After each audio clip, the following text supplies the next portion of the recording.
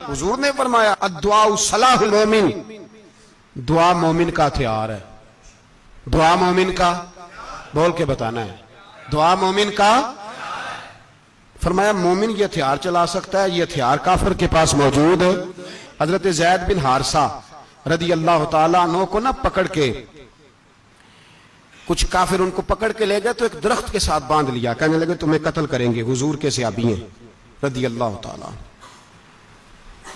جب کافر آپ کو قتل کرنے لگا نا تو انہوں نے درخت کے ساتھ اچھی طریقے سے ٹانگیں باندھ لی، ہاتھ باندھ لیے، گردن باندھ لی، کہنے لگا بلا اپنے رب کو۔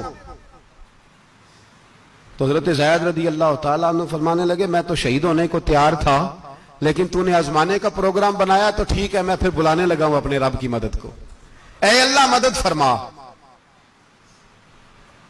اس نے اتنی دیر میں تلوار نیام سے نکال لی، اے اللہ مدد فرما۔ اس نے جب تک دونوں ہاتھوں میں تلوار سونت لی، اے اللہ مدد فرما۔ جب تیسری بار آپ نے یہ کہا تو اس نے تلوار اٹھائی، کہا اللہ مدد فرما۔ حضرت زید رضی اللہ تعالیٰ عنہ کہتے ہیں جب چوتھی بار میری زبان سے لفظ نکلے، کافر کے ہاتھ میں تلوار تھی پر گردن بھی اس کی کٹ کے نیچے گر گئی، کہ گردن کٹ کے اسی وقت نیچے گری۔ مجھے کسی نے کھولا، نہ مارنے والا نظر آیا، نہ گردن کاٹنے والا نظر آیا، نہ مجھے کھولنے والا۔ تو میں نے کہا آنے والے تو بتا تو سوئی تو کون ہے؟ تو کہنے لگے میں جبریل امین ہوں، میں جبریل امین ہوں، میں جبریل، مجھے دشمنوں نہ چھیڑو، میرا ہے کوئی جہاں میں، مجھے دشمنوں نہ چھیڑو، میرا ہے کوئی جہاں میں ابھی پکار لوں گا، نہیں دور ہے مدینہ۔ کہا جب تو نے، حضرت جبریل کہنے لگے جب تو نے پہلی دفعہ کہا نا اللہ مدد فرما تو میں سدرۃ المنتہا پہ تھا، مجھے حکم ہوا جبریل دیر نہ کرنا۔ فرماتے ہیں جب دوسری دفعہ تو نے کہا نا اللہ مدد فرما تو میں 7ویں آسمان پہ تھا، اور جب تیسری دفعہ کہا مدد فرما تو میں پہلے آسمان پہ تھا، اور فرمایا جب تو نے کہا چوتھی دفعہ اللہ مدد فرما تو میں تیرے سرانے کھڑا تھا، میں تیرے سرانے۔ اب تو بھائی اب تو اجتماعی دعا بھی نہیں رہی ہماری، اب تو یہ والا سوتا بھی۔ اکبر الآبادی نے کہا تھا مصیبت میں بھی اب یاد خدا ہم کو نہیں آتی، دعا منہ سے نہ نکلی جیبوں سے عرضیاں نکلی۔ اب بھی ہم کہتے ہیں کریں گے بات، سفیر کو بلائیں گے، ہم نے کہا ہے اس کو، تو مان جائے گا وہ آپ کی بات؟ وہ بچے کاٹ رہا ہے تو اس کو گھر بلا رہا ہے۔ ابھی تک ایک اتنا سا سٹینڈ کہ ان کا جو دفتر ہے سفارت خانہ وہ بند کر دیا جائے، اتنی بھی توفیق نہیں ہوئی۔ کہتے ہیں ٹھیک ہے شور شروع ہو رہا ہے بس چپ کر دیں گے سارے۔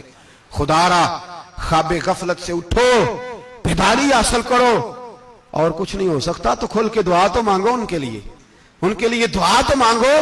اللہ بڑا کریم ہے، وہ جب مدد کرنے پہ آتا ہے تو پھر بڑے بڑے کافروں کے مقابلے میں اپنے بندوں کی مدد فرماتا ہے۔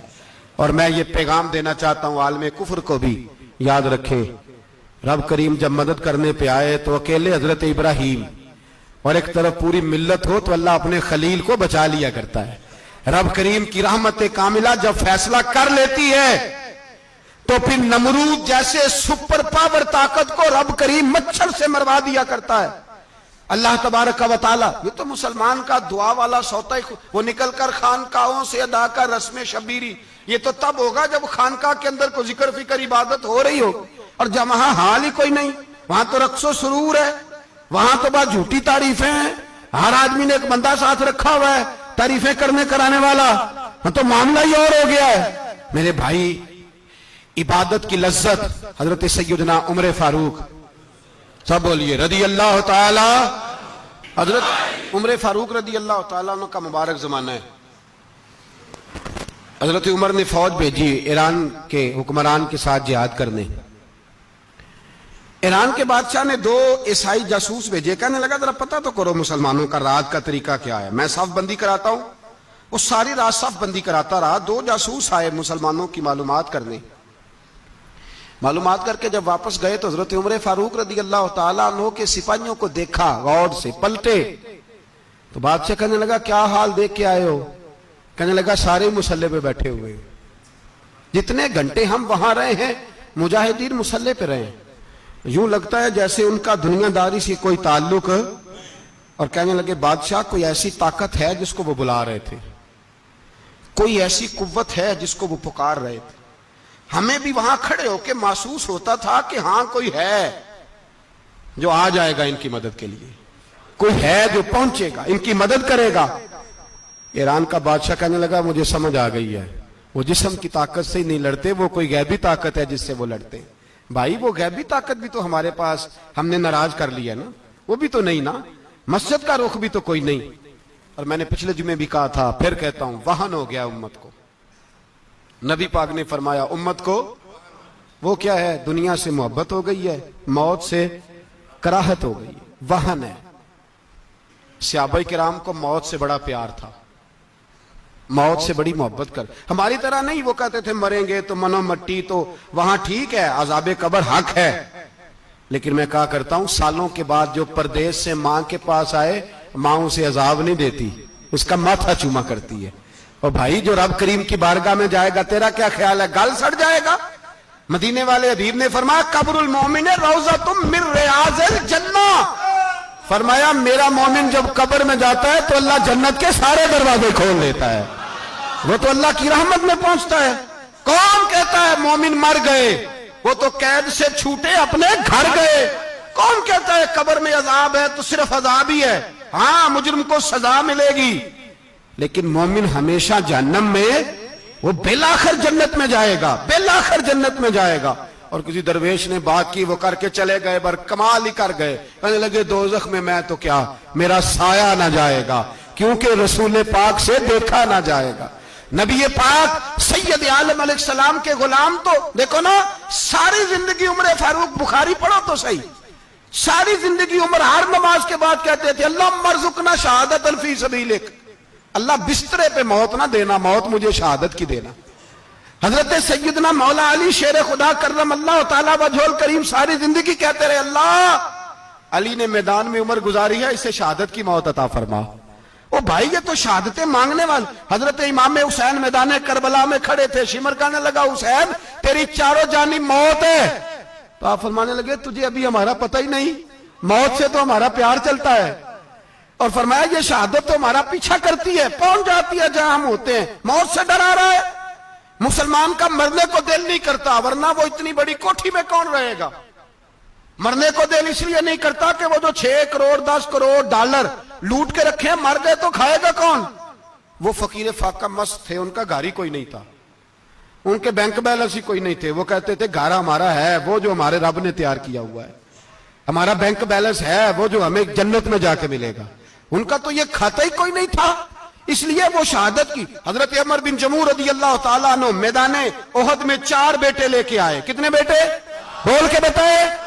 4 بیٹے لے کے عمر بن جموع آئے، اور خود ایک ٹانگ سے لنگڑے سے آبی ہیں، ٹانگ چھوٹی ہے، حضور کے سامنے کھڑے ہوئے کہا محبوبہ میرے 4 ہی تھے، میں 4 ہی لے آیا ہوں، قبول کر لیں۔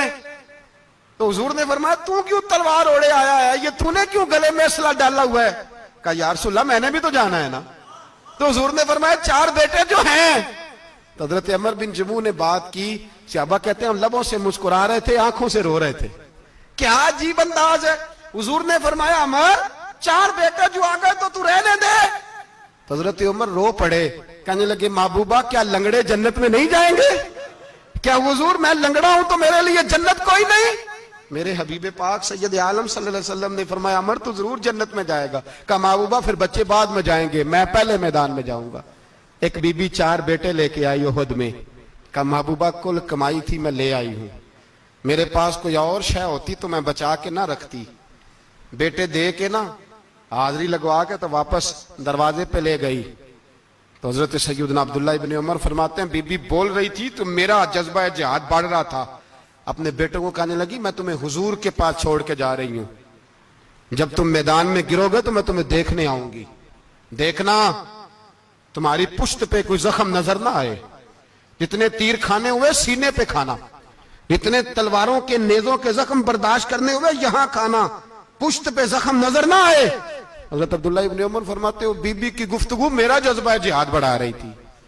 ایک بی بی 3 سال کا 4 سال کا بیٹا لیے رو رہی ہے، احد کا دن ہے، سہیلیاں پوچھتی ہیں تو کیوں روتی ہے؟ وہ کہتی ہے دیکھو میرا خامد بھی بدر میں شہید ہو گیا، بھائی اور باپ بھی، دل کرتا ہے کوئی جوان بیٹا ہوتا تو آج مصطفیٰ کے ساتھ اسے ہی بھیج دیتی، کوئی جواب میرے پاس ہے ہی 3 سال کا تو کیا کروں؟ 3-4 سال کا بچہ کیا کرے گا؟ پتہ نہیں کیا دلیل آئی، اچانک اٹھی، بیٹے کو سینے سے لگایا، کپڑا ڈالا، مسجد نبوی پہنچ گئی۔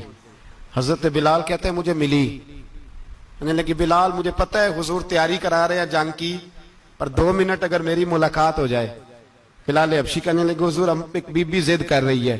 حضور باہر آئے، کہنے لگی حضور میں فلاں کی بیٹی، فلاں کی بہن، فلاں کی بیوہ ہوں، میں نے بدر میں 3 شہید دیے ہیں، اب میرے پاس یہ 3 سال کا لال ہی بچا ہے، بڑا فخر ہے میرا، لوگ مجھے شہید کی بیوہ، شہید کی بیٹی، شہید کی بہن کرتے، دل کرتا ہے شہید کی اماں بھی کہیں جاؤں تو میرا بیٹا لے لیں۔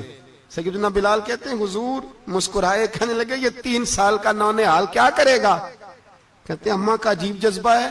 کہنے لگی محبوبہ سنا ہے اسلحہ بھی تھوڑا ہی ہے، ڈھالیں زیادہ کوئی نہیں، میرا بیٹا ساتھ رکھ لیں، جب آپ کی طرف کوئی تیر آیا نا تو میرا بیٹا ڈھال کے تو اس کو ڈھال بنا کے آگے کر دینا۔ محبوبہ ڈھال تو بن ہی سکتا ہے نا۔